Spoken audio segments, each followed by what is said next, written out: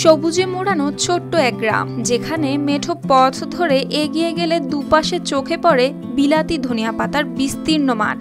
দূর থেকে দেখলে মনে হয় যেন মাটির বুকে কেউ বিছিয়েছে সবুজ কার্পেট। গাছের ফাঁকে আলো ছায়ার খেলা, বাতাসে মিশে থাকা সেই পাতার সতেজ ঘ্রাণ, আর সেই সবুজের মাঝে ব্যস্ত কৃষাণীরা কারো ঝুড়ি ভরে উঠছে সতেজ পাতায়, কেউ আবার আপন মনে করছেন ক্ষেতের পরিচর্যা। এই বিলাতি পাতার চাষই এখন এ অঞ্চলের বহু পরিবারের জীবিকার প্রধান উৎস। প্রতিদিনের সবুজ ফসল আর পরিশ্রমেই বদলে যাচ্ছে তাদের জীবনের গল্প। বয়স হইল 36 বছরে এটা সাপ্লাই করছি কিভাবে মানুষের সাথে, যে নিয়ে এটা কইছি যে এটা বিলাতির শাক, এইভাবে কই এটা প্রচার কইরা আজকে এই পাতার জগতে আমরা এখনো আছি। এখন বিভিন্ন ধরনের বাজার আছে, বাজারে বিক্রি করছি। এখন আমরা বটেশ্বর বাজার, বড় বাজার, এই বাজারে বিক্রি করি। এখানে পাইকার আসে, পাইকার এসে বিভিন্ন জায়গাতে এটা সেল করে নিতেছে। নরসিংদীর বেলাবু উপজেলার এই গ্রামগুলোতে বিলাতি ধনিয়া পাতার চাষ এখন দিন দিন জনপ্রিয় হয়ে উঠছে, কারণ এটি চাষে প্রয়োজন নেই খুব বেশি জমি বা পুঁজির, পরিশ্রমও তুলনামূলক কম, অথচ এই পাতার চাহিদা অনেক বেশি। তাই তো ভোর হতেই চাষিরা হাত ভর্তি ধনিয়া পাতা নিয়ে ছুটে যান বটেশ্বরী বাজারে। সকাল থেকে বিকেল পর্যন্ত সেখানে জমে ওঠে কেনাবেচার উৎসব। টাটকা পাতার গন্ধে ভরে যায় পুরো এলাকা। বটেশ্বর বাজারে পাতা বেচা কেনা অনেক, তার মেয়েদের আমরা পাতা কেনা বেচা করি এবং অনেকে ঢাকা দেয়, কেউ নারায়ণগঞ্জ দেয়, অনেকে সিলেটেও দেয়। আমি কিন্তু সিলেটে ঢাকা দিই।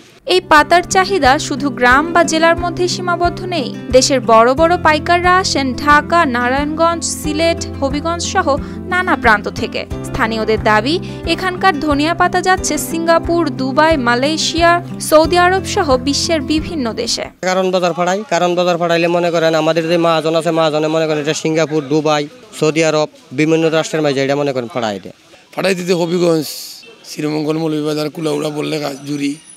আপনার এসির গ্যাসের সমাধান হলো SGS ও CNS সার্টিফাইড ফোরন রেফ্রিজারেন্ট গ্যাস, যার বিশুদ্ধতা 99.98%।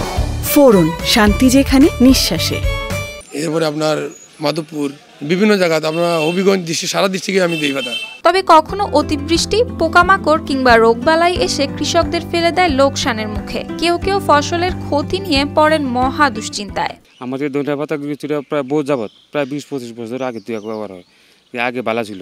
তো এখন মনে করে ইদারিং বছর এই বছর খুব বেশি সমস্যা, মানে গুঁড়োটা পচে জায়গা আর কিন্তু পাতা খালি হলুদে জায়গা। ওষুধ পরে বহুত দিছি, কিছু কাজ হইতেছে না। তবে কৃষি বিভাগের কর্মকর্তারা নিয়মিত মাঠে গিয়ে দিচ্ছেন পরামর্শ আর আধুনিক পদ্ধতির পরিচর্যা কৌশল। এই ধনিয়া পাতার কিন্তু আসলে রোগ পোকামাকড়ের আক্রমণ খুব কম, কিন্তু এবছর প্রচুর বৃষ্টিপাত হওয়ার কারণে দেখা গেছে যে এটার মধ্যে কিছুটা ফাঙ্গাল ইনফেকশন হয়েছে। এই ফাঙ্গাল ইনফেকশনের কারণেই আপনার দেখা যাচ্ছে যে এই গাছটা হলুদ হয়ে যাচ্ছে, তারপরে পাতায় কিছু স্পট করতেছে। তো এইটার জন্য সর্বোত্তম পরিচর্যা হচ্ছে আপনার পানিটাকে নিষ্কাশন করে দিতে হবে দ্রুত। 24 ঘন্টার মধ্যে যদি পানি নিষ্কাশন করা যায় তাহলে এটা আপনি ঠিক হয়ে যাবে। এবং এর সাথে আপনার ফাঞ্জিসাইড, আমরা যেটাকে ছত্রাকনাশক বলি, ছত্রাকনাশক আপনার 3 বার স্প্রে করতে হবে। এটা প্রথমবার স্প্রে করার 5 দিন পর, তার 5 দিন পর, এটা করলেই এটা আপনার চলে যাবে। এটা তেমন কোনো বড় সমস্যা না। এখন দেশের সীমানা পেরিয়ে এই পাতার সুবাস পৌঁছে যাচ্ছে আন্তর্জাতিক বাজারেও। সঙ্গে আসছে বৈদেশিক মুদ্রা, যা গ্রাম বাংলার অর্থনীতিতে যোগ করছে নতুন সম্ভাবনা। News desk, RTV।